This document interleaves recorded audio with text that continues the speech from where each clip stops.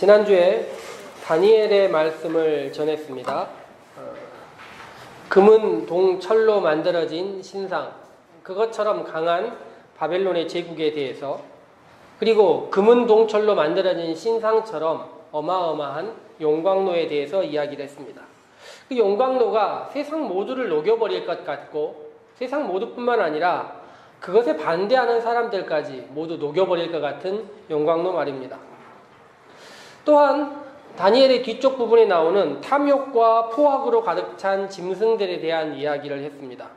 그리고 그 욕망에 짐승들이 가득 차 있는 것 같은 사자굴, 그리고 사자굴에 사람을 넣으려고 하는 그 욕망으로 가득 찬 사람들 이야기를 했습니다.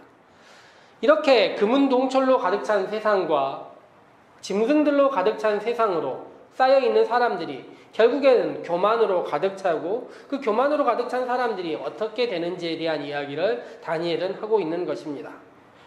돌과 같은 세상에 아무것도 아니어 보이는 사람들, 인자와 같이 우리와 같은 사람들이 결국에는 모이고 가득 차서 그런 사람들이 세상을 변화시키리라.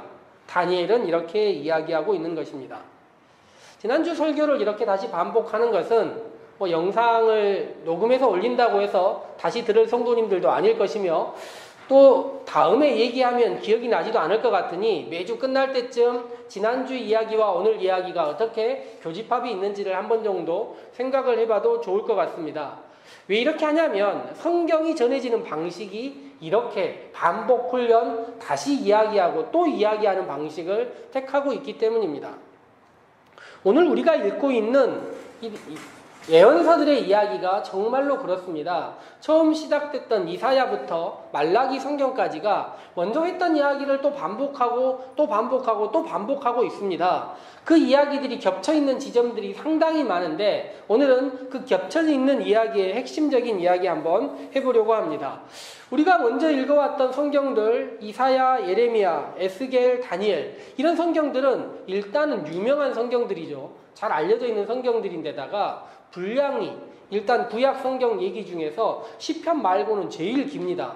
기본적으로 한 5, 60장, 짧아도 40장대니까 성경을 읽다 보면 이 정도 많으면 중요한 이야기가 있을 수밖에 없겠구나 생각하고, 내용을 읽다 보면 약간 읽고 요 얘기 좀 우리에게는 부담스럽네 이런 이야기들도 있지만, 위로하는 이야기나 신적 권능의 이야기들이 조금씩 들어있어요. 그래서 그거 가지고 말씀 전하면 되게 좋겠다 하는 생각이 듭니다. 그런데 오늘부터 읽기 시작하는 이 12개의 예언서 말이에요. 조그만 예언서들. 얘들 결국 몇 장 되지 않습니다. 많은 건 열 몇 장 되고요. 적은 건 한 장, 두 장밖에 되지 않는데, 별로 되지도 않는 것들이 굉장히 거칠어요. 성경 읽다 보면 엄청 센 얘기들 막 하고, 야단치는 이야기하고, 요대로 살면 나라 세상 다 망할 것 같은 이야기들 합니다. 분량도 얼마 되지 않는데 너무 거치니까 사람들이 어떻게 하겠습니까? 요건 별로 중요하지 않는 이야기 같구나 하고 에스겔, 다니엘까지 읽다가 요 12개 이야기 그냥 내려놓고 빨리 마태복음으로 가자, 이렇게 생각하기 쉽다는 것입니다.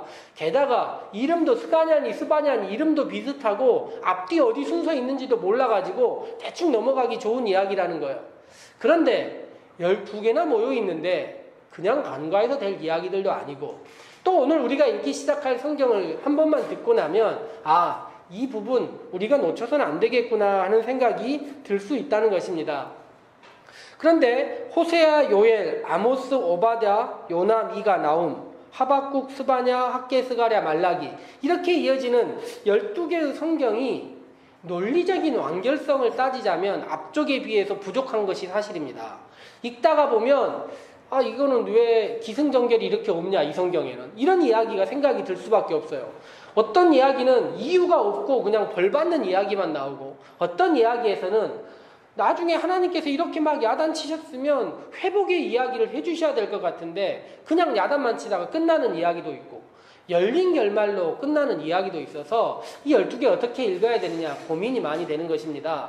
그래서 학자들에 따르면 어떻게 이야기하냐면 이 12개 따로 떼지 말고 전체 하나로 보자, 이런 이야기 하시는 분들이 있어요. 그렇게 읽어야 이 이야기들 내면에서 하나하나가 부딪히는 지점들을 조금 상쇄할 수 있겠다 생각이 듭니다. 예를 들면 12개 성경 가운데 니느웨라고 아시리아의 수도 이 니느웨에 대한 이야기가 나오는데, 어떤 성경을 읽다 보면 니느웨 니네 벌 받을 거야 라고 나와요. 근데 어떤 성경을 읽다 보면 니네는 회개했으니 하나님께서 이제 니네를 생각하고 위로하실 거야 라고 나온다는 것입니다. 각각의 성경을 따로 읽으면 이해가 안 되는 거예요. 그런데 12개를 통합해서 같이 쭉 읽다 보면 여기서 이렇게 했던 이야기들 저기서 저렇게 되는구나를 함께 생각할 수 있다, 생각해 볼 수 있습니다. 게다가 이 12개 성경이 전반적으로 이스라엘이나 유다만을 다루고 있는 것이 아니라 이스라엘 이외의 열방들, 즉 우리가 살고 있는 전 세계를 다루고 있으니 이스라엘의 이야기뿐만 아니라 우리의 이야기라고 생각하고 함께 읽어도 좋을 것 같습니다. 다음 주에도 또한 남은 우리가 이 12개의 예언서 이야기를 읽을 것인데, 주중에 읽는 동안에 할 수 있으면 연결되어 있는데 어떻게 연결되어 있는지 한 번 정도만 생각을 해보고 읽는다면 조금 더 도움이 될 것 같습니다. 이 12개 성경을 읽을 때 첫 번째 나오는 성경이 무엇입니까? 호세아 성경입니다. 약간 고민을 했어요. 우리 성도님 중에 호세아 성도님도 있고 하니까 이 말씀하면서 얼마나 이 성경이 문제가 있느냐, 성경에 대해서 막 이렇게 하나하나 꼬집어가면서 얘기를 해볼까 했지만, 마음은 그런 마음이 있는데 한 번을 전해야 한다면 12개 중에 맨 먼저 저는 아모스를 전할 수밖에 없다, 이렇게 생각을 했습니다. 왜 아모스냐? 끝난 때까지 말씀을 듣고 나면 그래, 아모스가 짱이구나, 아모스를 무조건 맨 먼저 읽어야 하는구나, 호세아가 아니라 아모스구나를 생각할 수 있을 것 같습니다. 왜 도대체 아모스를 읽어야 하는지를 한번 생각해 보자면 12개의 예언서가 있고요, 그 앞쪽에도 예언서들이 있지 않습니까? 그런데 이것들 중에 맨 먼저 기록된 성경이 어디일까요? 분위기를 보아하니 뭡니까? 아모스라는 거예요. 앞쪽에 예전에 사무엘 열왕기 읽다 보면 사무엘이나 엘리야 이런 사람들 능력이 어마어마하지 않습니까? 뭐 죽은 사람 살리고 하늘에서 번개 떨어지고 많이 먹이고, 나라를 나가서 전쟁 지휘하고 다른 나라 막 군인들 쳐들어와도 한 방에 다 물리치는 능력이 있단 말이에요. 그런데 이 오늘부터 성경에 나오는 이 예언자들은 그런 능력이 하나도 없어요. 정말 하나님께서 너무하시다 생각이 들 정도인 게, 이 사람들에게는 그처럼 거친 이야기 막 하라고 얘기를 하시는 거예요. 왕한테 가서 뭐라고 해라, 제사장한테 가서 뭐라 해라, 백성들한테 뭐라 해라, 막 이런 이야기 하시는데 능력은 하나도 없어요. 그래서 말씀은 전하는데 막상 그 사람들이 뭐라고 하면 도망 다닐 수밖에 없는 거예요. 오늘 성경에 보면 7장 성경에 읽다 보면요, 북이스라엘의 제사장 중에 한 명하고 이렇게 부딪혔습니다. 부딪힌 다음에 이 아모스라는 이 예언자가 결국에는 그 뒤에 학자들에 따르면 아마 이스라엘에서 쫓겨나지 않았을까 생각을 해요. 왕도 아니고 일반 제사장들하고 부딪혀도 이렇게 밀릴 수밖에 없는 아무 능력이 없는 사람들입니다. 그런데도 이 사람들이 말씀을 전하기를 시작했어요. 그리고 나서 사람들이, 이 아모스 이후의 사람들이 말씀을 전할 때, 예언자로서 이야기를 할 때 교본과 같은 사람이 이 아모스입니다. 우리도 누군가에 가서 하나님 말씀을 전한다면 저 사람처럼 해야 되는구나, 저 사람이 했던 이야기처럼 해야 되는구나, 저 정도는 해야 되는구나의 교본과 같은 사람이 이 아모스라는 것입니다. 사람들은 축복의 말, 예언자, 하나님의 말씀을 받은 사람이라면 축복과 위로의 말 다 잘 될 거야, 걱정하지 마, 하나님께서 니네 위로하실 거야 라는 말을 기대하고 있는데, 가서 권력 앞에서도 많은 사람들 앞에서도 거침없이 이야기하는 이 아모스의 모습이 예언자들, 후대로 기록한 많은 예언자들의 교본과 같은 모습이 되었다는 것입니다. 그런데요, 이 아모스라는 사람은 하나님의 말씀을 늘 연구하던 사람이 아니었어요. 제사장처럼 또 하나님의 제의를 하던 사람도 아니었던 것입니다. 그래서 사람들이 아모스에게 물어봐요. 너는 뭔데 갑자기 우리 앞에 와서 말씀을 전하느냐? 얘기를 했더니 아모스가 3장에서 이런 이야기를 합니다. 사자가 부르짖은 즉 누가 두려워하지 아니하겠느냐? 주 여호와께서 말씀하신 즉 누가 예언하지 아니하겠느냐? 자기가 원해서 시작한 것이 아니라는 것입니다. 말씀을 전하는 방식과 과정과 시기와 이 모든 것이 내가 원해서 한 게 아니라는 거예요. 하나님께서 나를 이렇게 시키셔서 했다는 것입니다. 아까 이야기했던 이 북쪽의 제사장 아마샤라는 사람도 얘기를 해요. 너는 뭔데 남쪽 사람이 북쪽까지 와서 이렇게 예언하냐 얘기를 하니까 이렇게 얘기를 해요. 나는 선지자가 아니며 선지자 아들도 아닌데 목자인데 뽕나무를 재배하고 있을 때 양떼를 따를 때 여호와께서 나를 데려다가 여호와께서 내게 이르시기를 내 백성 이스라엘에게 예언해라. 내가 원해서 하는 이야기가 아니라고 반복해서 이야기를 하고 있는 것입니다. 그렇다면요, 이 사람은 도대체 왜 이 시기에 하나님께서 이 예언자를 보내서 말씀을 전하게 하셨을까요?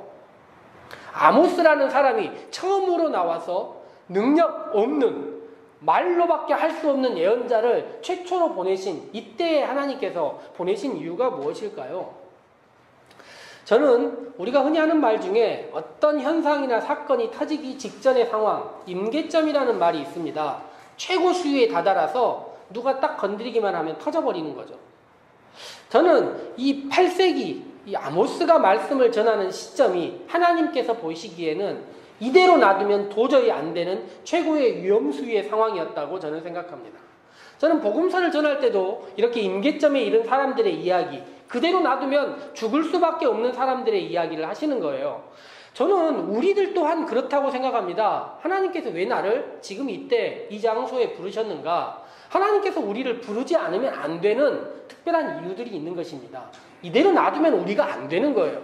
한국 교회도 마찬가지고 우리 자신도 마찬가지라는 것입니다. 그렇다면 이 임계점에 이르는 이스라엘 상황은 어떤 상황이었을까요? 어제 제가 우리 함께 있는 방에 올린 전도사님 말씀 기가 막힌 말씀인데 사실 그 말씀만 들어도 될 것 같아서 약간 고민이 들어서 영상 보여주고 여러분 됐습니다라고 하고 아멘으로 끝낼까 생각도 했었는데 약간 한두 가지 더 설명할 게 있어서 그랬는데 혹시라도 안 보신 분은 전도사님 말씀 다시 한번 보시면 좋을 것 같아요. 그런데 거기에 있다 보면 이스라엘 나라가 BC 8세기에 굉장히 부유했다 이런 이야기가 나옵니다.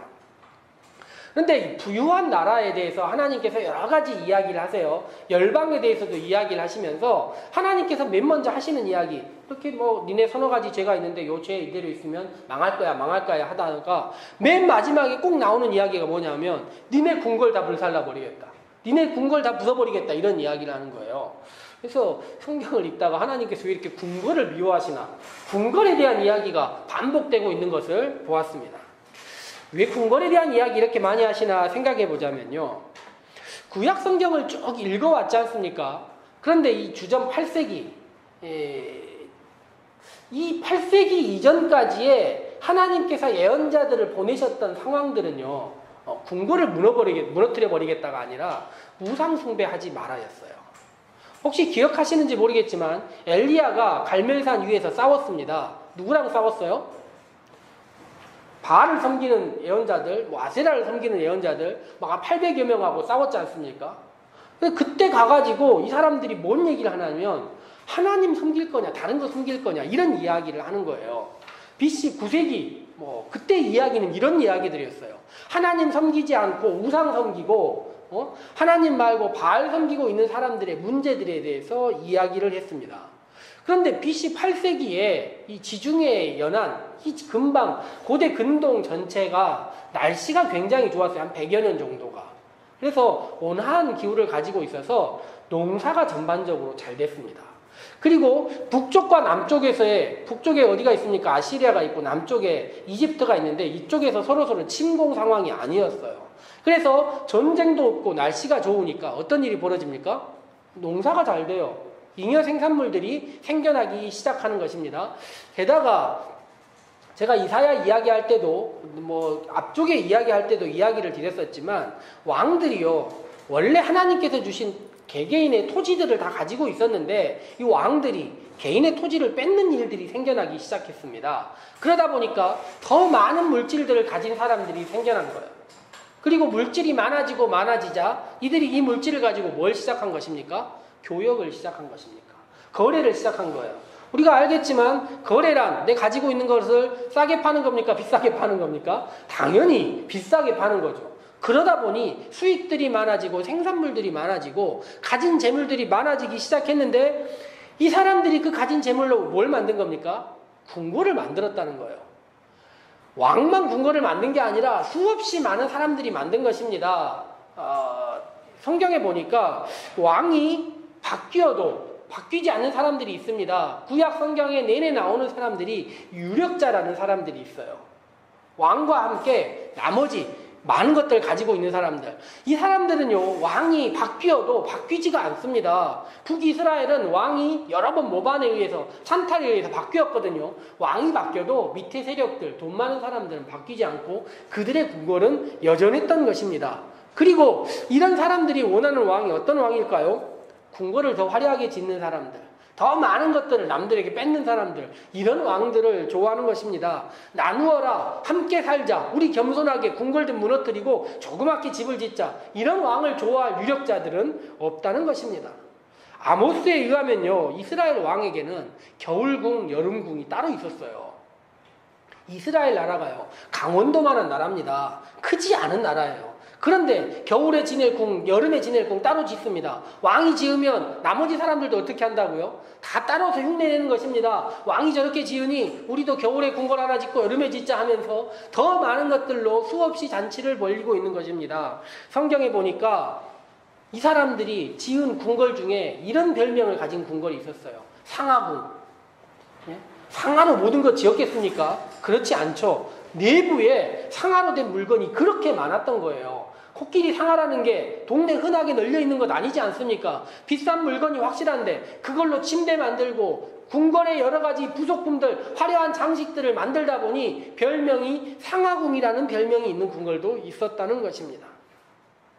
이렇게 빈부의 격차가 많아지고 있는 시절들을 맞이해서 하나님께서 이야기하고 있는 것입니다. 그런데 그때만 그렇습니까? 우리도 마찬가지 아닙니까? 20세기 초에 비해서 20, 30년 전에 비해서 10년 전에 비해서 기득권, 빈부의 격차가 점점 많아지고 있지 않습니까? 일부의 정치인들은 그 문제 해결하기 위해서 이 문제 함께 조금 더 서로 잘 살아보자 이야기를 하고 있습니다. 그런데 이거 강경하게 저항하는 사람들이 있어요. 과거나 지금이나 마찬가지입니다. 기득권들은 가지고 있는 거 내려놓고 싶어 하지 않습니다. 궁궐들 더 많이 짓고 싶어 하는 게 당연한 거 있습니다. 사람들이 흔히 하는 말, 경제학자들 중에 낙수효과라는 말을 해요. 많이 가지고 있는 사람들이 흘려보내주는 것, 더 많은 사람들이 부유하게 되리라.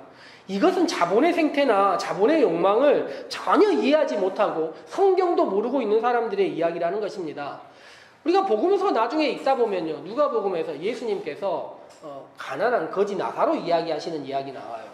부자가요, 자기 집에서 수없이 잔치를 베풀었는데 이 앞에 나사로가 거지처럼 살고 있었다, 뭐 이런 이야기, 먹을 게 없어서 살고 있었다, 이런 이야기가 있습니다. 나중에 보니까 이 부자가요, 죽은 다음에 지옥에 갔어요. 알 수 없는 곳에 갔습니다. 그리고 나서 그 사람이 나사로한테 왜 이렇게 해줬느냐고 얘기를 해요.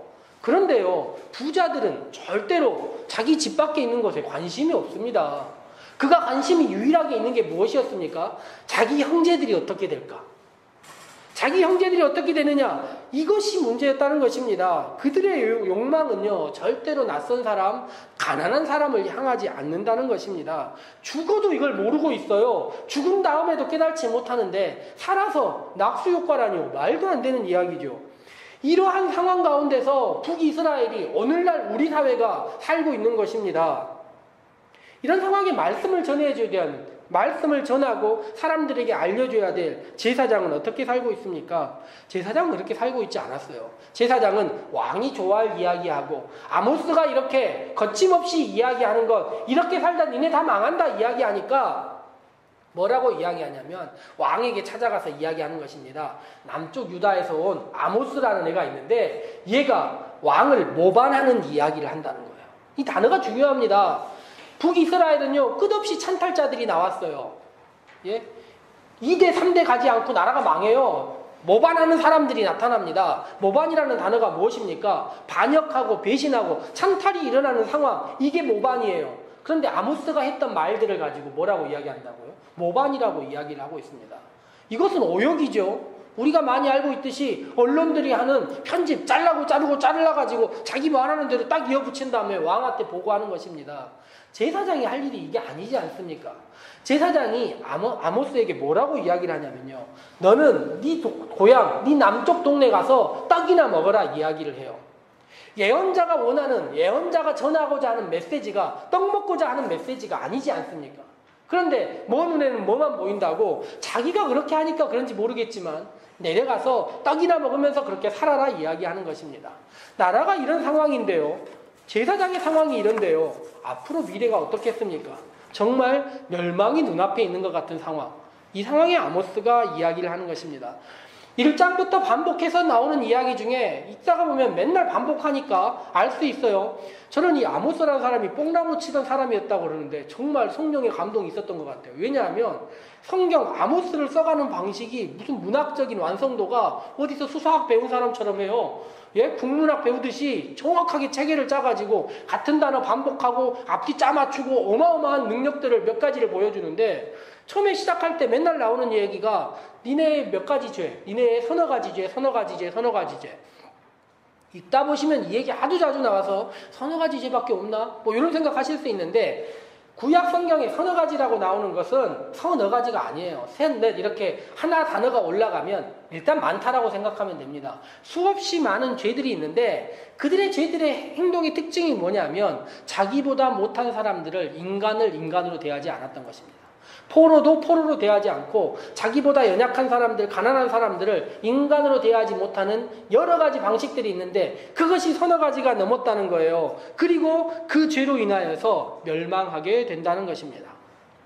아모스를 쭉 읽다 보면 야, 이거 이대로 살다는 끝나겠구나 하는 생각이 듭니다. 앞뒤 어디를 읽어도 희망의 끈이 없는 것 같아요.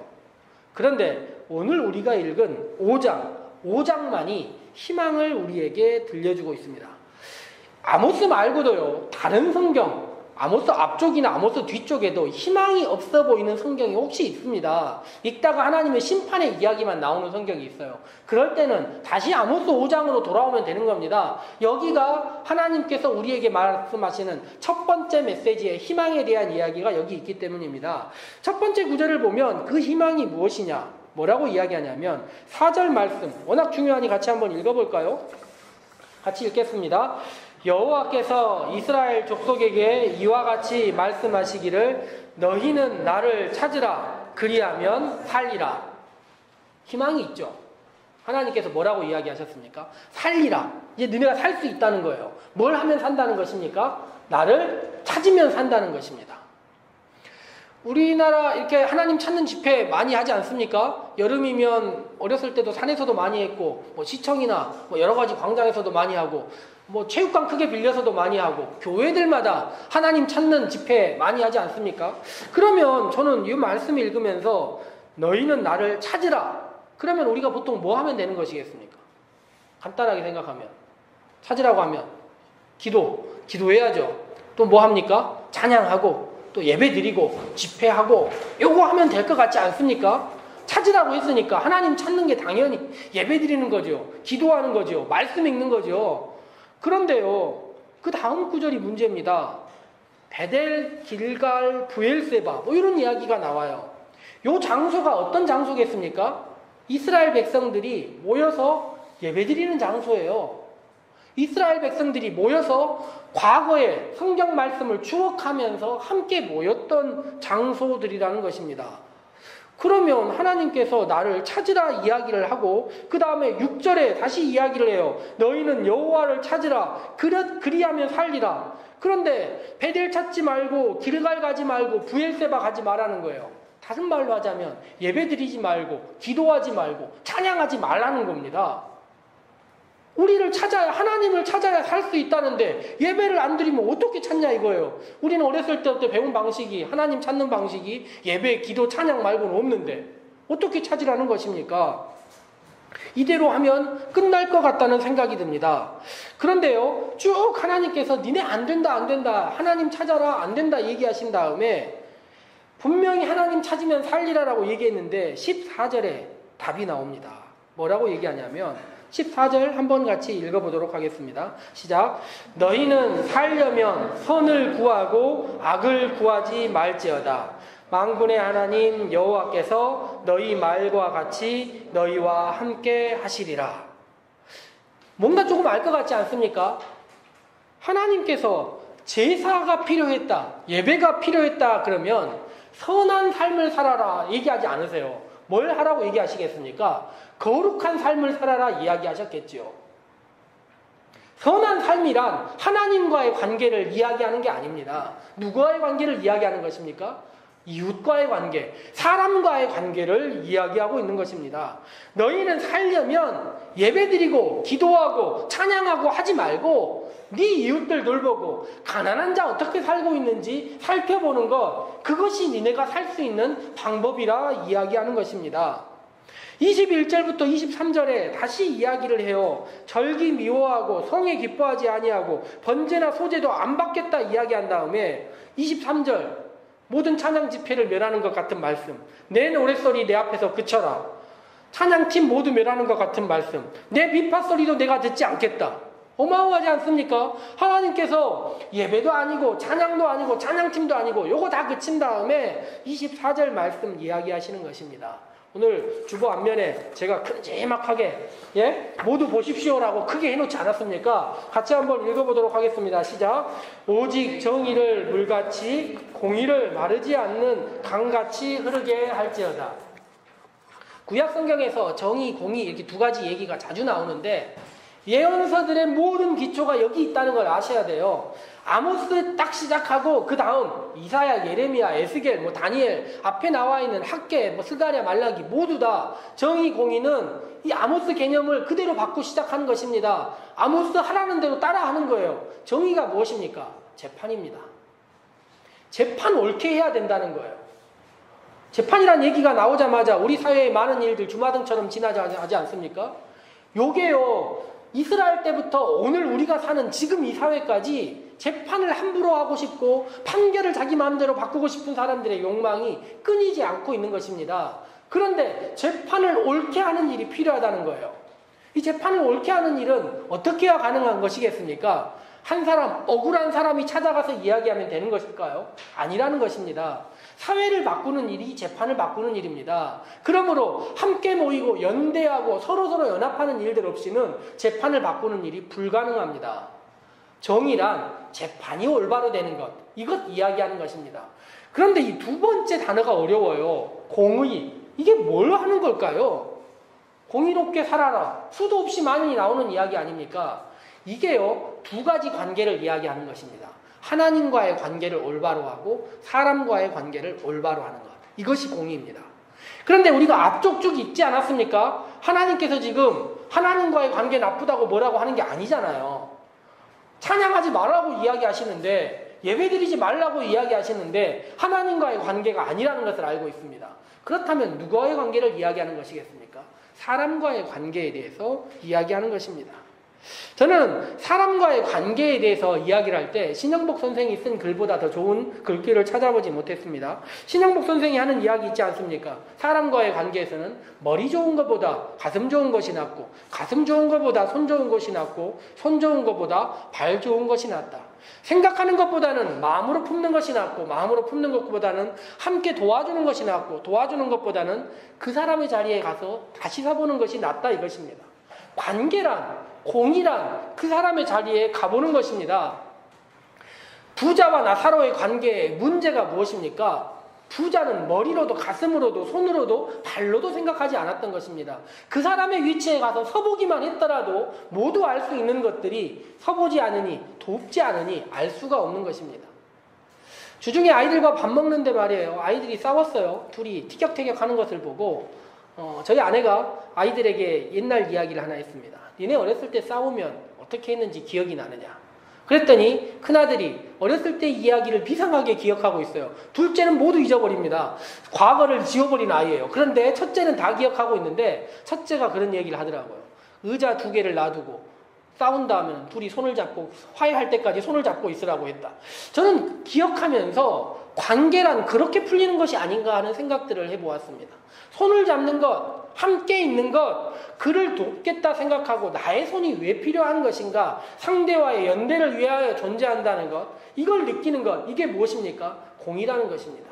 그의 손을 잡는 것, 그의 자리로 가보는 것, 이것이 하나님께서 원하시는 공의라는 것입니다. 나라가 망하는 이유가요, 예배가 없어서 망하는 것 아니고 기도가 없어서 망하는 것 아닙니다. 구국 집회가 없어서 망하는 것 아니고 시청에서 모여서 하나님께 기도하는 것 없어서 망하는 게 아니라 재판을 올바로 하자 말하는 신앙인들이 없어서 망하는 것이고요. 이웃을 향하여 손을 잡고 그를 향하여 찾아가는 신앙인이 없어서 망한다는 것입니다. 아모스의 이야기는요, 자기가 하고 싶어서 하는 이야기가 아닙니다. 어느 임계점에 이르렀을 때 하나님께서 사자와 같이 아모스에게 말하시는 거예요. 아모스가 무서워서 벌벌 떨면서 한 이야기입니다. 자기 자신도 이렇게 하고 싶지 않았을 수 있지만 하나님께서 사자와 같이 말씀하시니, 하나님께서 명령하시니 예언할 수밖에 없어서 하신 말씀이라는 것입니다. 저는 이 말씀 오늘 우리 사회에 다시 한번 들렸으면 좋겠다 생각해 봅니다. 우리 교회에 다니는 성도들, 살림의 성도들이 내가 원하는 하나님을 찾는 방식이 이제까지 과거에 이랬다면 예배도 좋지만 정의가 무엇인지 한번 생각하고 공의가 무엇인지 한번 생각하고 이웃을 향하여 우리의 삶을 향하여 다시 한번 나가서 살아보는 것, 이것이 예언서를 읽는 마음가짐 아닐까 생각해 봅니다. 그리고 우리의 삶, 일주일 안에도 정의와 공의가 녹아있기를, 정의를 위해 함께 움직이고 공의를 향하여 나의 삶을 한 걸음 바꿔보고 자리를 옮겨본다면 하나님께서 우리를 살리시지 않을까, 하나님께서 말씀에 나오신 것처럼 우리와 함께 하시지 않을까 생각해 보는 것입니다. 함께 기도하도록 합시다.